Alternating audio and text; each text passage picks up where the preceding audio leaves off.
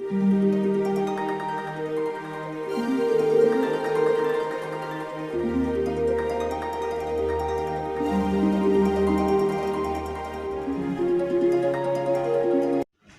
Students, welcome to Newton physics. तो last class में हमने कूलम्ब्स लॉ के बारे में पढ़ा था और कूलम्ब्स लॉ से रिलेटेड कुछ प्रॉब्लम सॉल्व किए थे। आज हम एक नए कॉन्सेप्ट के ऊपर डिस्कस करने वाले हैं जिसका नाम है इलेक्ट्रिक फील्ड। तो बेसिकली इलेक्ट्रिक फील्ड होता है क्या है, अगर हमारे पास एक चार्ज पार्टिकल है तो उस चार्ज पार्टिकल के अराउंड एक रीजन होता है जहाँ तक कि आपको उस चार्ज पार्टिकल की प्रेजेंस फील होती है, उस रीजन को ही हम कहते हैं इलेक्ट्रिक फील्ड। सपोज हमारे पास एक चार्ज है Q, एक पॉजिटिव चार्ज Q है हमारे पास। अब इस Q चार्ज के अराउंड एक रीजन अगर हम कंसिडर करें जहाँ तक कि इसकी मौजूदगी आपको महसूस होगी। सपोज हमारे पास एक स्मॉल चार्ज है Q0। अगर ये Q0 इस रीजन के अंदर है तो उस Q0 पे इस Q की वजह से एक फोर्स लगेगा। अगर ये Q0 इस रीजन के बाहर है तो इस पर कोई फोर्स नहीं लगेगा। तो जहाँ तक ये फोर्स एक्सपीरियंस हो सकता है Q की वजह से, उस रीजन को हम कहते हैं इलेक्ट्रिक फील्ड। ये हमारा डेफिनेशन है जो हमने लिखा है बोर्ड पे। It is the region around a charge particle. Charge particle के अराउंड एक रीजन है वेयर इट्स इफेक्ट, जहाँ पर इसका इफेक्ट यानी कि अट्रैक्शन हो सकता है, रिपल्सन हो सकता है, its effect can be experience, जहाँ तक इसका इफेक्ट आप एक्सपीरियंस कर सकते हैं। अब आते हैं, ये तो हो गया इसका क्वालिटेटिव डेफिनेशन। अब आते हैं इसको मेजरमेंट के ऊपर, इसे हम मेजर कैसे करेंगे। क्वांटिटेटिव डेफिनेशन इसका क्या है, इसे हम डिफाइन इस तरह से करते हैं, it is the electrostatic force experienced bye a unit positive charge. तो इसे हम साथ साथ नोट डाउन भी करेंगे। देखिए, तो इसका जो ये हो गया आपका क्वालिटेटिव डेफिनेशन, और एक जो डेफिनेशन है क्वांटिटेटिव डेफिनेशन, यानी कि इसका जो फॉर्मूला हमें चाहिए वो इस डेफिनेशन से आएगा।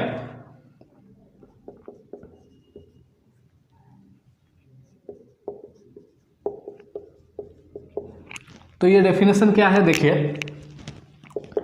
It is the electrostatic, it is the electrostatic force experienced by, it is the electrostatic force experienced by a unit positive charge. It is the electrostatic force experienced by a unit positive charge. Suppose हमारे पास एक positive charge है Q, उसके पास हम और एक charge रखते हैं suppose Q0। अब आपको कूलम्ब्स लॉ से पता है कि इस Q0 पे जो फोर्स लगेगा वो इस डायरेक्शन में होगा। Q की वजह से जो Q0 पे फोर्स लगेगा वो इस डायरेक्शन में होगा, उसको हम F से डिनोट करते हैं। अब इस पर डेफिनेशन क्या कहता है हमें इलेक्ट्रिक फील्ड का, it is the electrostatic force experienced bye a unit positive charge. तो Q0 पे जो फोर्स लग रहा है वो F है, तो यूनिट पॉजिटिव चार्ज पे जो फोर्स लगेगा वो क्या होगा, F अपॉन Q0, और उसे ही हम क्या कहते हैं, इलेक्ट्रिक फील्ड। तो E is defined as F by Q0, इसे हम कहते हैं इलेक्ट्रिक फील्ड। इसे आप ऐसे भी लिख सकते हैं, F equal to Q into Q0 into E। जैसा कि आप देख सकते हैं इलेक्ट्रिक फील्ड एक वेक्टर क्वांटिटी है, क्योंकि फोर्स वेक्टर है और चार्ज जो है आपका स्केलर क्वांटिटी है, यानी कि इलेक्ट्रिक फील्ड क्या होगा, वेक्टर क्वांटिटी होगा। उसके साथ इलेक्ट्रिक फील्ड का यूनिट, देखिए फोर्स का यूनिट आपको पता है न्यूटन होता है और चार्ज का यूनिट कूलम। तो इलेक्ट्रिक फील्ड का यूनिट क्या होगा, न्यूटन पर कूलम। तो अब हम देखते हैं इलेक्ट्रिक फील्ड की प्रॉपर्टीज के बारे में। पहली प्रॉपर्टी मैंने जो अभी आपको बताया, it is a vector quantity, it is a vector quantity.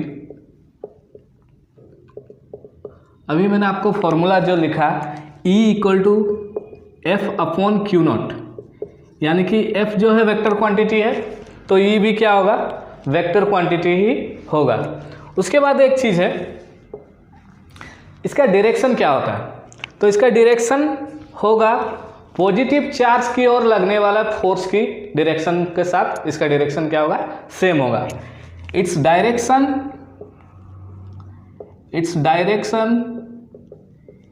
Is same as force on a positive charge, force on a positive charge, यानी कि पॉजिटिव चार्ज के और पॉजिटिव की चार्ज के ऊपर जो फोर्स लगेगा, जिस डायरेक्शन में फोर्स लगेगा उसी डायरेक्शन में आपका इलेक्ट्रिक फील्ड होगा।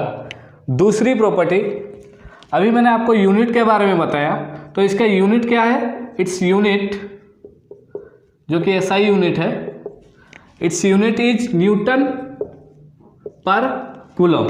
और एक यूनिट है जिसे हम कहते हैं वोल्ट पर मीटर। आपको अभी के लिए वोल्ट पर मीटर जो यूनिट है, आपको अभी के लिए सिर्फ याद रखनी है इस यूनिट को। इसके बारे में मैं जब पोटेंशियल पढ़ाऊंगा तब मैं ये यूनिट कैसे आता है वहाँ पर हम इसे डिस्कस करेंगे। तीसरी प्रॉपर्टी जो कि बहुत इंपॉर्टेंट प्रॉपर्टी है वो क्या है, direction of electric field. Direction of electric field, direction of electric field is away from the positive charge and towards the negative charge। यानी कि अगर हमारे पास एक पॉजिटिव चार्ज है तो वहाँ उसकी वजह से जो इलेक्ट्रिक फील्ड होगा वो अवे फ्रॉम द चार्ज होगा, और एक नेगेटिव चार्ज है तो उसकी वजह से जो इलेक्ट्रिक फील्ड होगा वो टुवर्ड्स द चार्ज होगा। ये कैसे होगा देखिए, आपको पहली प्रॉपर्टी के बारे में देखिए। पहली प्रॉपर्टी में हमने क्या लिखा था, its direction is same as force on a positive charge. अब देखिए हमारे पास इस एक पॉजिटिव चार्ज है, हमने क्या लिखा, direction of electric field is away from the charge, away from the positive charge. कैसे हो रहा है देखिए, सपोज ये एक पॉजिटिव चार्ज है, हमें इसके लिए इलेक्ट्रिक फील्ड निकालना है, तो हमें पता है डायरेक्शन कैसा होता है, force on a positive charge. Suppose मैंने यहाँ एक पॉजिटिव चार्ज रखा तो उसके ऊपर किधर फोर्स लगेगा, इस ओर। अगर मैंने सपोज यहाँ एक पॉजिटिव चार्ज रखा, उसके ऊपर फोर्स किधर रखेगा, इधर लगेगा। सपोज मैंने एक पॉजिटिव चार्ज यहाँ रखा, उसके ऊपर फोर्स किधर लगेगा, इधर लगेगा। और एक पॉजिटिव चार्ज यहाँ रखा, उसके ऊपर फोर्स डाउनवर्ड्स लगेगा। तो पॉजिटिव चार्ज की वजह से जो इलेक्ट्रिक फील्ड आया वो चार्ज से कैसा हुआ, away from the charge, charge से बाहर की ओर हुआ। उसी तरह अगर हम एक नेगेटिव चार्ज लें तो नेगेटिव चार्ज में क्या आना चाहिए, टुवर्ड्स द नेगेटिव चार्ज आना चाहिए। तो सपोज हम यहाँ पर एक पॉजिटिव चार्ज रखते हैं, क्योंकि इलेक्ट्रिक फील्ड डिफाइन ही कैसे किया गया है, उसका डायरेक्शन डिफाइन कैसे करते हैं, पॉजिटिव चार्ज के ऊपर लगने वाले फोर्स के साथ उसका डायरेक्शन सेम होता है। तो हम देखते हैं ये पॉजिटिव चार्ज अगर यहाँ रखेंगे, इसके ऊपर फोर्स किधर लगेगा, इस ओर लगेगा। अगेन यहाँ पर एक पॉजिटिव चार्ज रखेंगे, ये नेगेटिव है तो फोर्स किस ओर लगेगा, इस ओर लगेगा। अगर यहाँ एक पॉजिटिव चार्ज है तो फोर्स किस ओर लगेगा, इस ओर लगेगा। अगर सपोज यहाँ एक पॉजिटिव चार्ज है, फोर्स किस ओर लगेगा, इस ओर लगेगा। तो इन चारों केसेस में आप देख सकते हैं नेगेटिव चार्ज की वजह से जो इलेक्ट्रिक फील्ड पैदा हुआ वो टुवर्ड्स द चार्ज, यानी चार्ज की ओर जाता हुआ नजर आ रहा, और पॉजिटिव चार्ज की वजह से जो इलेक्ट्रिक फील्ड हुआ वो अवे फ्रॉम द चार्ज, यानी कि चार्ज से दूर जाता हुआ नजर आया। तो देखते हैं इसके बाद और कुछ प्रॉपर्टी हम डिस्कस करते हैं। तो स्टूडेंट्स अब हम आते हैं चौथी प्रॉपर्टी पे। चौथी प्रॉपर्टी क्या है देखिए, positive charge experience a force in a direction of electric field, but negative charge experience a force in a direction opposite to the electric field. यानी कि अगर इलेक्ट्रिक फील्ड में एक पॉजिटिव चार्ज है तो उस पर लगने वाला फोर्स इलेक्ट्रिक फील्ड की ओर होगा, और नेगेटिव चार्ज अगर है तो उस पर लगने वाला फोर्स इलेक्ट्रिक फील्ड की ऑपोजिट होगा। सपोज हमारे पास एक इलेक्ट्रिक फील्ड है इस डायरेक्शन में, ये इलेक्ट्रिक फील्ड का डायरेक्शन है। अगर यहाँ पर अगर हम एक पॉजिटिव चार्ज रखें तो इस पर जो फोर्स लगेगा वो अलोंग द इलेक्ट्रिक फील्ड होगा, यानी इस ओर फोर्स लगेगा। अगर उसी जगह अगर हम एक नेगेटिव चार्ज रखें तो उस पर जो फोर्स लगेगा वो opposite to the electric field होगा, यानी कि इलेक्ट्रिक फील्ड के ऑपोजिट साइड में होगा, और पॉजिटिव चार्ज पे जो फोर्स लगेगा वो अलोंग द इलेक्ट्रिक फील्ड लगेगा। अब देखिए, अब जो आता है फिफ्थ प्रॉपर्टी, वो आपको प्रॉब्लम्स में काफ़ी हेल्प करेगा। जैसे कि हमने कूलम्स लॉ में पढ़ा था, Coulombic force, principle of superposition को, ओबे करता है, उसी तरह इलेक्ट्रिक फील्ड भी प्रिंसिपल ऑफ सुपरपोजिशन को ओबे करता है। तो हम इसे कैसे लिख सकते हैं, देखिए नेक्स्ट प्रॉपर्टी को हम लिख सकते हैं इलेक्ट्रिक फील्ड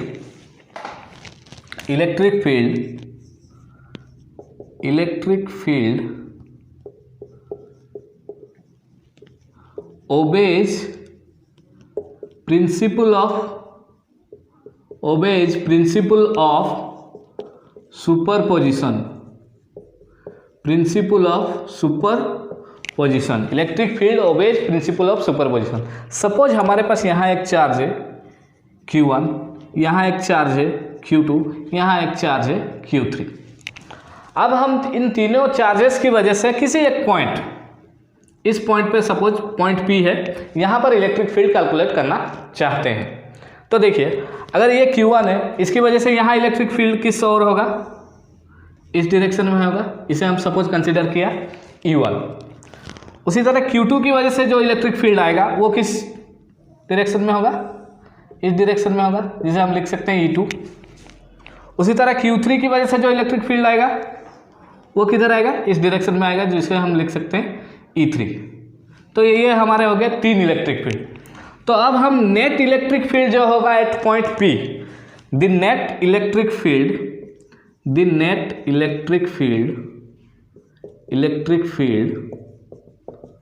एट P पे हम क्या लिख सकते हैं, E net equal to E1 plus E2 plus E3 plus dot dot dot, और भी चार्ज अगर हैं तो उनकी वजह से जो वेक्टर सम आएगा उसके बराबर होगा। यानी कि जिस तरह से coulombic force principle of superposition obey करता है, उसी तरह इलेक्ट्रिक फील्ड भी प्रिंसिपल ऑफ सुपरपोजिशन ओबे करता है। देखिए यहाँ पर एक जानने वाली बात, ध्यान देने वाली बात यह है कि हमने कूलम्बिक फोर्स पढ़ा, तो आपको ये मन में आता होगा कि हम इलेक्ट्रिक फील्ड और एक नया कॉन्सेप्ट क्यों पढ़ रहे हैं। तो देखिए सपोज हमारे पास एक चार्ज है Q, और एक जगह पे हम इस चार्ज की वजह से, सपोज हमारे पास एक पॉइंट है P, यहाँ पर हम कभी Q1 चार्ज रखते हैं, सपोज कभी Q2 रखते हैं, कभी Q3 रखते हैं, इस तरह हम चार्ज बदल रहे हैं यहाँ पर। तो हर केस में फोर्स बदलेगा। यानी कि पहले जब हमने Q1 रखा तो सपोज हम फोर्स को लिखे F1 इक्वल टू कितना होगा, KQ1/r²। सपोज ये डिस्टेंस कितना है, R है। उसी तरह Q2 जब रखेंगे F2 आएगा, वो कितना होगा, KQ2/r²। Q3 रखेंगे, फोर्स कितना आएगा, F3, KQ3/r²। तो यहाँ पर आप देख सकते हैं एक चीज KQ/r² हर टर्म में कॉमन आ रहा है। तो अगर हम इस कैलकुलेशन से बचना चाहते हैं तो हम क्या करेंगे, KQ/r² को एक बार कैलकुलेट करेंगे, और इसी चीज़ को हम क्या करते हैं, इसी चीज़ को हम E के रूप में डिफाइन करते हैं। तो एक बार अगर हमें E मिल गया, उसके बाद हमें किसी भी चार्ज पे अगर फोर्स निकालना हो तो सिंपली हम क्या करेंगे, अगर फोर्स हमें किसी भी चार्ज पे निकालना पड़ेगा तो हमने अगर E कैलकुलेट कर लिया है, तो फोर्स कैलकुलेट करने के लिए सिर्फ उस चार्ज का मैग्नीट्यूड के साथ हमें इलेक्ट्रिक फील्ड को मल्टीप्लाई करना पड़ेगा। अगर F1 कैलकुलेट करना है तो Q1 इंटू E कर सकते हैं हम, F2 कैलकुलेट करना है तो Q2 इंटू E कर सकते हैं, F3 कैलकुलेट करना है Q3 इंटू E कर सकते हैं। तो इस तरह से हमें बार बार एक चीज़ को कैलकुलेट नहीं करना पड़ेगा। तो इसी वजह से हम इलेक्ट्रिक फील्ड का कॉन्सेप्ट यूज करते हैं। तो स्टूडेंट्स, ये थी इलेक्ट्रिक फील्ड की कुछ प्रॉपर्टीज़। अब देखिए, आप जब भी इलेक्ट्रिक फील्ड्स के रिलेटेड कुछ प्रॉब्लम सॉल्व करेंगे तो आपको कुछ वर्ड्स क्वेश्चन में देखने को मिलेंगे। वो वर्ड्स क्या है, कभी कभार क्वेश्चन में आपको दिया रहेगा यूनिफॉर्म इलेक्ट्रिक फील्ड, कभी कभार क्वेश्चन में आपको दिया रहेगा कांस्टेंट इलेक्ट्रिक फील्ड, या फिर नॉन यूनिफॉर्म इलेक्ट्रिक फील्ड, या फिर ऐसा कह सकता है वेरिएबल इलेक्ट्रिक फील्ड। तो ये सारे टर्म्स के मतलब अगर आपको नहीं पता है तो आप वो प्रॉब्लम सॉल्व नहीं कर पाएंगे। तो पहली चीज़, अगर किसी क्वेश्चन में आपको दिया हुआ है यूनिफॉर्म इलेक्ट्रिक फील्ड, यानी कि अगर इलेक्ट्रिक फील्ड कहता है यूनिफॉर्म है, इसका मतलब आप समझिए E does not change with position, यानी इलेक्ट्रिक फील्ड पोजीशन के साथ चेंज नहीं हो रही। सपोज मैं यहाँ पर एक स्क्वायर कंसिडर करता हूँ। अगर इलेक्ट्रिक फील्ड यूनिफॉर्म है तो अगर मैं इस स्क्वायर के बीच एक पॉइंट P कंसिडर किया और एक पॉइंट सपोज मैं Q कंसीडर करता हूँ, तो P और Q दोनों ही पॉइंट पे इलेक्ट्रिक फील्ड की जो वैल्यू होगी वो सेम होगी, तब जाके मैं कह पाऊंगा कि इस स्क्वायर के अंदर इलेक्ट्रिक फील्ड जो क्या है यूनिफॉर्म है। उसी तरह अगर कोई क्वेश्चन में आपको दिया गया है कांस्टेंट इलेक्ट्रिक फील्ड, यानी कि electric field does not change with time, यानी कि टाइम के साथ इलेक्ट्रिक फील्ड चेंज नहीं हो रहा है, तो इसका उल्टा क्या होगा, अगर सपोज कहीं पर इलेक्ट्रिक फील्ड पोजीशन के साथ चेंज हो रहा है तो उसे हम क्या कहेंगे, non uniform electric field. Non uniform electric field का मतलब होता है, नॉन यूनिफॉर्म इलेक्ट्रिक फील्ड का मतलब होता है electric field does not change with electric field changes with respect to position, यानी कि E changes with position, E changes with position. उसी तरह अगर कोई कहता है variable electric field, variable electric field, तो हम ऐसा कह सकते हैं E changes with time, E changes with time. ये चारों टर्म आपको ध्यान में रखनी है, तब जाके आपको प्रॉब्लम सॉल्व करने में आसानी होगी। अब हमारा पहला टास्क ये है कि हम इलेक्ट्रिक फील्ड कैलकुलेट कैसे करेंगे। तो सबसे सिंपल जो हमारे पास प्रॉब्लम है वो है एक पॉइंट चार्ज का। तो हम पहले एक पॉइंट चार्ज के लिए इलेक्ट्रिक फील्ड कैलकुलेट करते हैं। देखिए पॉइंट चार्ज के लिए इलेक्ट्रिक फील्ड कैसे आता है।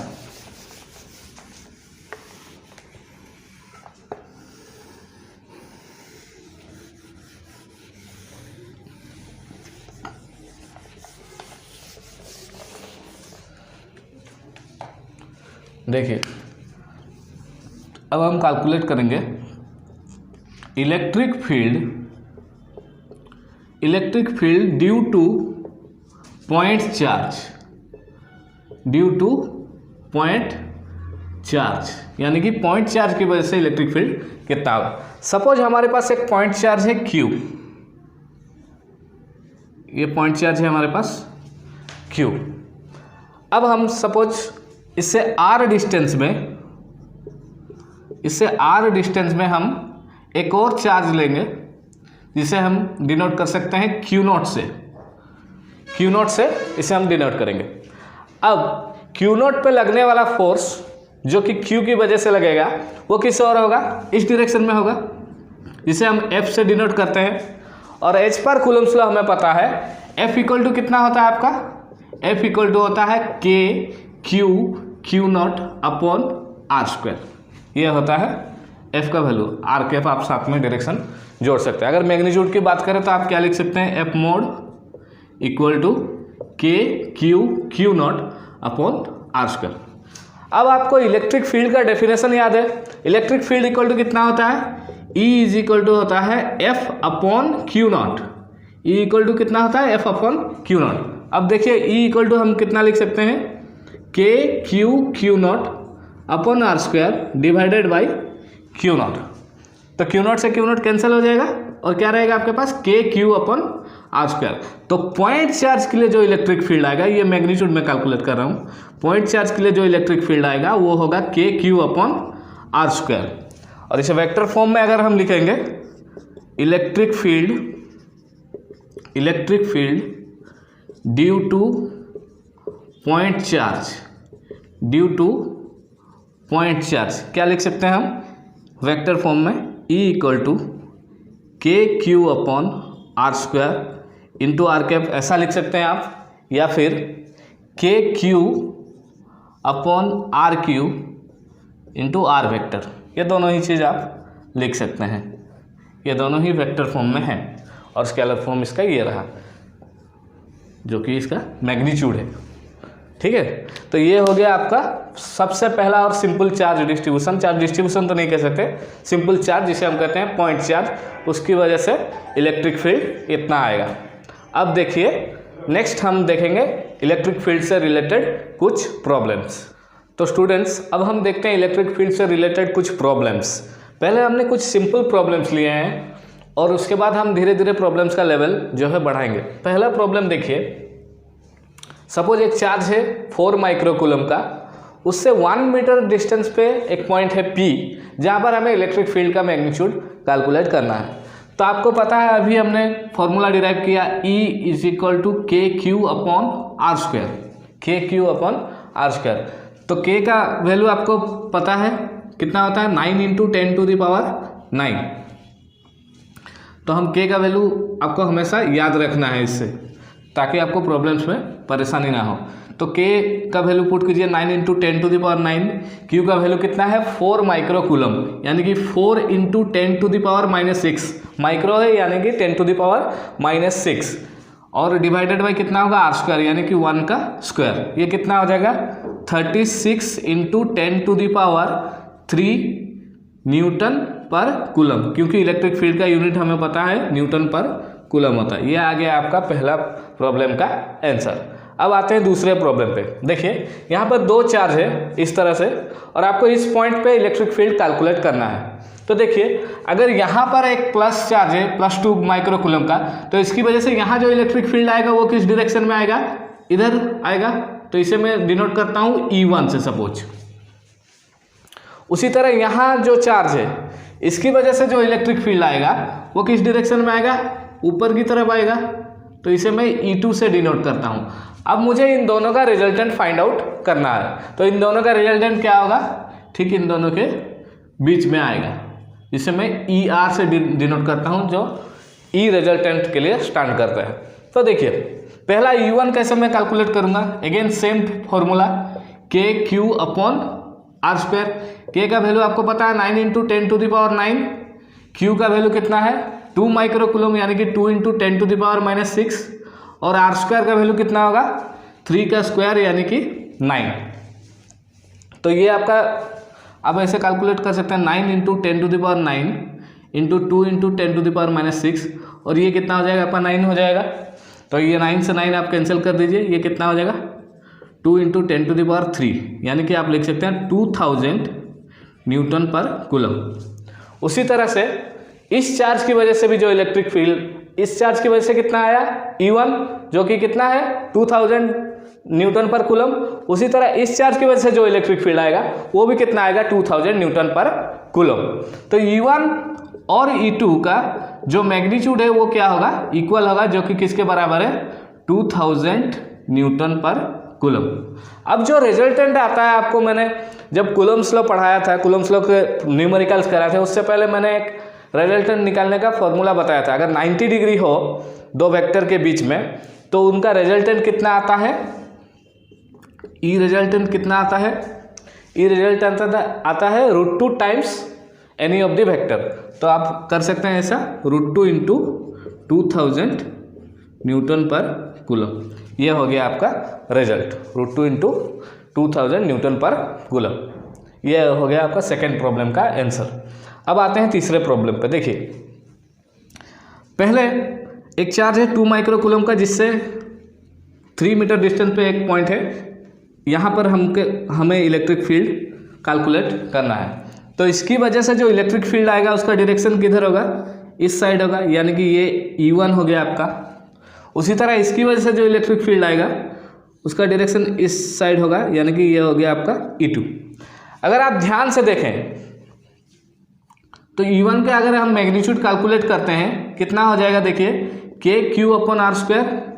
K की वैल्यू कितनी है 9 × 10⁹, Q की वैल्यू 2 माइक्रो कूलम, यानी 2 × 10⁻⁶, डिवाइडेड बाई कितना हो जाएगा 3 का स्क्वायर, यानी कि 9। तो ये 9 और 9 कैंसिल हो गया। तो ये पुराने प्रॉब्लम का जो आंसर है 2000, मैंने नंबर्स चेंज नहीं किए हैं, 2000 न्यूटन पर कूलम सेम आएगा। तो आप देख सकते हैं E1 और E2 का मैग्नीट्यूड क्या है, सेम है। E1 = E2, इन दोनों का मैग्नीट्यूड सेम है, और डायरेक्शन क्या है, ऑपोजिट है। यानी कि जो रिजल्टेंट इलेक्ट्रिक फील्ड आएगा ER, वो उस पॉइंट पे कितना हो जाएगा 0 हो जाएगा, क्योंकि E1 जितना है E2 भी उतना ही है। उसी तरह नेक्स्ट प्रॉब्लम पे देखिए, यहाँ पर मैंने चार्ज का साइन चेंज कर दिया है बस इस प्रॉब्लम से। यानी कि इसकी वजह से इस पॉइंट पे जो इलेक्ट्रिक फील्ड आएगा वो किधर होगा, राइटवर्ड, जिसे मैं E1 से डिनोट करूंगा। ये नेगेटिव चार्ज है, नेगेटिव चार्ज की वजह से इलेक्ट्रिक फील्ड किधर आएगा, उसी टुवर्ड्स दी चार्ज आता है। मैंने आपको अभी थोड़ी देर पहले प्रॉपर्टीज में बताया, पॉजिटिव चार्ज की वजह से जो इलेक्ट्रिक फील्ड आएगा वो अवे फ्रॉम द चार्ज आएगा, और नेगेटिव चार्ज की वजह से जो इलेक्ट्रिक फील्ड आएगा वो टुवर्ड्स द चार्ज आएगा, यानी कि दोनों का डायरेक्शन क्या हो जाएगा, सेम हो जाएगा। और हमें कैलकुलेशन से क्या पता है कि E1 और E2 का मैग्नीट्यूड सेम होता है, और ये मैग्नीट्यूड कितना है 2000 न्यूटन पर कूलम।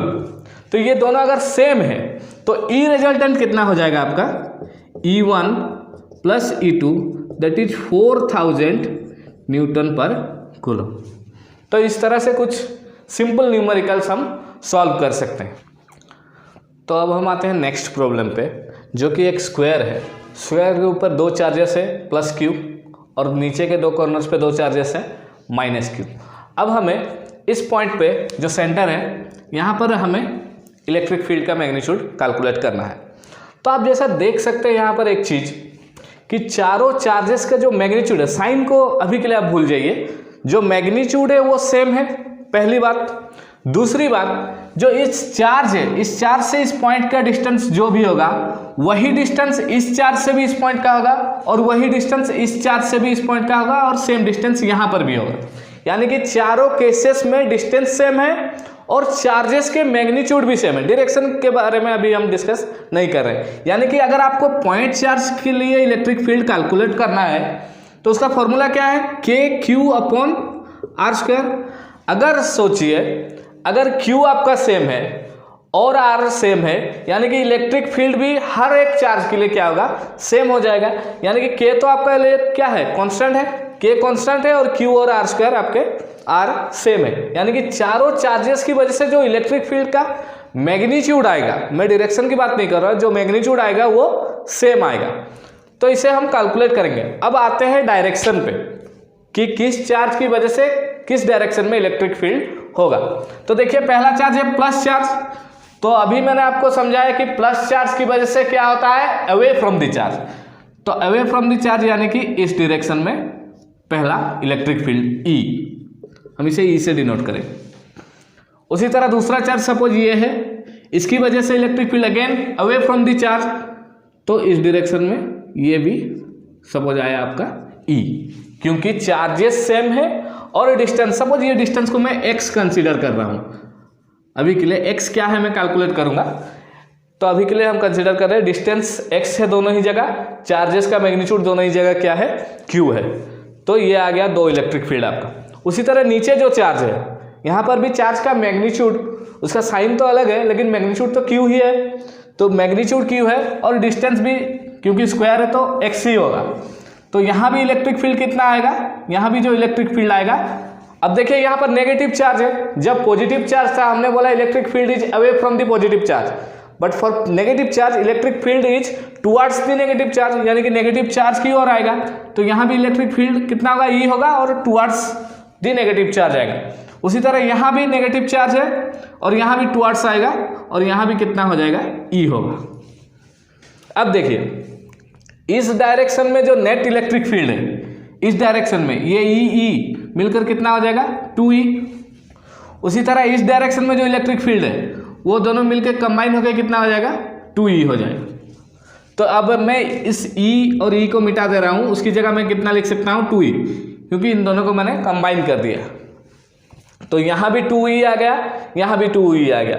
अब इसका रिजल्टेंट, अब देखिए मैंने अभी आपको प्रॉब्लम सॉल्व कराया है। जब भी दो वेक्टर के बीच में एंगल 90 डिग्री होता है, मैं और एक बार आपको इसको एक्सप्लिसिटली करके दिखा देता हूँ। आपको रिजल्टेंट का फॉर्मूला मालूम है, E1 square plus E2 square plus 2E1 E2 cos theta. Theta जो है E1 और E2 का बीच का एंगल है। अब देखिए E1 की जगह कितना है, 2E है, तो यहाँ पर हम कितना लिख सकते हैं, 4E स्क्वायर। उसी तरह E2 की जगह कितना है, अगेन 2E है, तो इसे हम कितना लिख सकते हैं, अगेन 4E स्क्वायर। यहाँ पर 2 इंटू E1 इंटू E2 यानी कि 2E इंटू 2E, इसे कितना लिख सकते हैं हम, अगेन 4E स्क्वायर। यहाँ पर जो एंगल बनेगा वो होगा कितना आपका, 90 डिग्री, और cos 90 का वैल्यू कितना होता है, 0। तो ये टोटल टर्म आपका क्या हो जाएगा, 0 हो जाएगा। तो अब आपका रिजल्टेंट इलेक्ट्रिक फील्ड कितना आया, 8E स्क्वायर का रूट, या फिर लिख सकते हैं 2√2 ई। अब तो ये हो गया ई के टर्म्स पे हमने कैलकुलेट कर दिया। अब हमें ई का मैग्नीट्यूड निकालना है और ई का मैग्नीट्यूड निकालने के लिए हमें एक्स की जरूरत पड़ेगी। आपको पता है ये एक राइट एंगल ट्राइंगल है, तो यहाँ पर देखिए ये एक्स है, ये और एक एक्स है, यानी 2x है आपके पास। तो आप लिख सकते हैं ये एक साइड a है, तो मैं ऐसा लिख सकता हूँ 2x का whole square is equal to a square plus a square. यानी कि यहाँ पर अगर 4x स्क्वायर में लिखता हूँ तो यहाँ पर मुझे कितना लिखना है 2a स्क्वायर। अब x इक्वल टू कितना आ जाएगा मेरा a बाई, यहाँ a बाई √2 आ जाएगा क्या, क्योंकि मैं ये 4 इधर जब डिवाइड करूँगा a स्क्वायर बाई 2 होगा। आप ऐसे करिए x स्क्वायर इक्वल टू मैं लिख सकता हूँ कितना a स्क्वायर बाई 2, यानी कि x इक्वल टू मैं लिख पाऊँगा a बाई √2। अब मुझे डिस्टेंस मिल गया है, चार्ज का मैग्नीट्यूड मुझे पता है। अब मैं इलेक्ट्रिक फील्ड कैलकुलेट करूँगा E का। तो E इक्वल टू मुझे पता है KQ upon R square. E equal to कितना होता है KQ upon R square. R की जगह मैं कितना लिखूंगा, क्योंकि डिस्टेंस मैंने x लिया है तो इसे मैं रिप्लेस कर दूंगा K small q upon x square. और x की जगह मैं कितना लिख सकता हूँ K स्मॉल q, x की जगह a बाई √2 का होल स्क्वायर। तो ये कितना हो जाएगा 2KQ upon a square, 2KQ upon a square. तो मेरा रिजल्टेंट यहाँ पर कितना आ जाएगा, E का वैल्यू अगर मैं यहाँ पुट कर दूँ तो रिजल्टेंट कितना आ जाएगा 2√2, sorry E resultant equal to कितना है 2√2E। E का वैल्यू कितना है 2KQ अपॉन a स्क्वायर, यानी कि 4√2KQ अपॉन a स्क्वायर। ये हो गया आपका रिजल्टेंट इलेक्ट्रिक फील्ड, जो कि सेंटर पे होगा। और उसका डायरेक्शन क्या होगा, देखिए इधर 2E है, इधर 2E है, तो ये उन दोनों के ठीक बीच में होगा रिजल्टेंट ER। ये होगा उसका डायरेक्शन और ये होगा उसका मैग्नीट्यूड। तो स्टूडेंट्स, ये वीडियो कैसा लगा हमें कमेंट्स बॉक्स में ज़रूर बताएं और वीडियो को लाइक करें, चैनल को सब्सक्राइब करें। और अगले वीडियो में हम इसी तरह के और कुछ प्रॉब्लम्स लाएंगे जो कि इससे थोड़े टफ होंगे, जो कि आपको जेई और नीट में काफ़ी हेल्पफुल होंगे, और आपके CBSE बोर्ड के लिए भी हम कुछ प्रॉब्लम सॉल्व करवाएंगे। तो आप चैनल को सब्सक्राइब करें और इस वीडियो को ज़रूर से ज़रूर लाइक करें। Thank you.